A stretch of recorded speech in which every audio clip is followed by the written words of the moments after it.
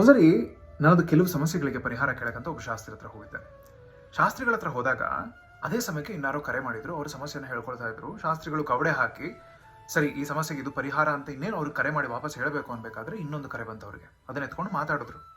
ಮತ್ತೆ ಇವ್ರಿಗೆ ಕರೆ ಮಾಡಬೇಕು ಅಂತ ಹೋಗ್ಬೇಕಾದ್ರೆ ಮತ್ತೊಂದು ಕರೆ ಬಂತು, ಎತ್ಕೊಂಡು ಮಾತಾಡಿದ್ರು. ಮೂರನೇ ಸರಿ ಅವ್ರ ಮನೆಯಿಂದಾನೇ ಕರೆ ಬಂತು, ಕಟ್ ಮಾಡ್ಬಿಟ್ರು. ಪಕ್ಕದಲ್ಲಿ ಶಾಸ್ತ್ರಿಗಳು, ನೀವು ಯಾಕೆ ಫೋನ್ ತೆಗಿತಾರ, ನಿಮ್ಮ ಹೆಂಡತಿನೋ ಮಕ್ಕಳು ಕಾಲ್ ಮಾಡ್ತಾ ಇರ್ಬೋದು, ಏನೋ ಅರ್ಜೆಂಟ್ ಇರ್ಬೋದು, ಮಾತಾಡಿ ಅಂತ. ಅವ್ರು ಹೇಳಿದ್ರು, ಇಲ್ಲ, ಅವರ ಸಮಸ್ಯೆಗೆ ನನಗೆ ಪರಿಹಾರ ಗೊತ್ತಾಗಿದೆ, ಆದರೆ ನಾನು ಆ ಪರಿಹಾರ ಹೇಳಬೇಕು ಅನ್ಬೇಕಾದ್ರೆ ನನಗೆ ಪದೇ ಪದೇ ಕರೆ ಬರ್ತಾ ಇದೆ. ಹೀಗಂದ್ರೆ ಒಂದೇ ಅರ್ಥ, ಅವರಿಗೆ ಪರಿಹಾರ ಸಿಗಬಾರ್ದು ಅಂತ ಯಾವುದೋ ಶಕ್ತಿ ನನ್ನ ತಡೀತಾ ಇದೆ. ನಾನು ಅವರಿಗೆ ಪರಿಹಾರ ಹೇಳಿದ ಮೇಲೆ ಮನೆಗೆ ಕಾಲ್ ಮಾಡ್ತೀನಿ ಅಂತ ಹೇಳಿ ಅವರಿಗೆ ಫೋನ್ ಮಾಡಿ ಪರಿಹಾರ ಹೇಳಿ ಆಮೇಲೆ ಮನೆಗೆ ಕಾಲ್ ಮಾಡಿದ್ರು. ನಮ್ಮ ಜೀವನದಲ್ಲೂ ಹೀಗೇನೆ. ಯಾವುದೋ ಒಂದು ವಿಚಾರ, ಯಾವುದೋ ಒಂದು ಕೆಲಸವನ್ನು ಮಾಡಿದ್ರೆ ನಮಗೆ ಒಳ್ಳೇದಾಗತ್ತೆ ಅಂತ ನಮ್ಗೆ ಗೊತ್ತಿರುತ್ತೆ. ನಮ್ಮ ಮನಸ್ಸಿಗೆ, ನಮ್ಮ ಉದರಕ್ಕೆ ಗಟ್ ಫೀಲಿಂಗ್ ಅಂತಾರಲ್ಲ ಹಾಗೆ. ದೇವ್ರ ಮುಂದೆ ಕುತ್ಕೊಳ್ಳೋದಾಗಿರ್ಬೋದು, ಯಾವುದೋ ಪ್ರಾಜೆಕ್ಟ್ ಸ್ಟಾರ್ಟ್ ಮಾಡೋದಾಗಿರ್ಬೋದು, ಯಾರೋ ಹೇಳಿರೋ ಹೋಮ ಹವನ ಮಾಡಿಸೋದಾಗಿರ್ಬೋದು. ಆದರೆ ಏನೋ ಒಂದು ಅಡೆತಡೆ ಬರ್ತಾನೆ ಇರುತ್ತೆ, ನಮ್ಮ ಕೈ ತಪ್ಪೋದು ಹೋಗ್ತಾನೆ ಇರುತ್ತೆ.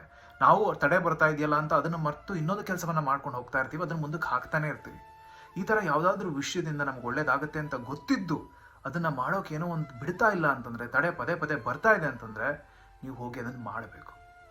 ಏನು ಅನ್ಸಿದ್ರು ಪರವಾಗಿಲ್ಲ, ಏನು ಬಂದರೂ ಪರವಾಗಿಲ್ಲ, ಅದನ್ನು ಹೋಗಿ ಮಾಡಲೇಬೇಕು. ಅವಾಗ ಅದರಿಂದ ಒಳ್ಳೇದಾಗುತ್ತೆ. ನಿಮ್ಮ ಜೀವನದಲ್ಲಿ ಯಾವುದರಿಂದ ಏನಾದ್ರು ತಡೆ ಬರ್ತಾ ಇದೆಯಾ? ಯೋಚನೆ ಮಾಡಿ.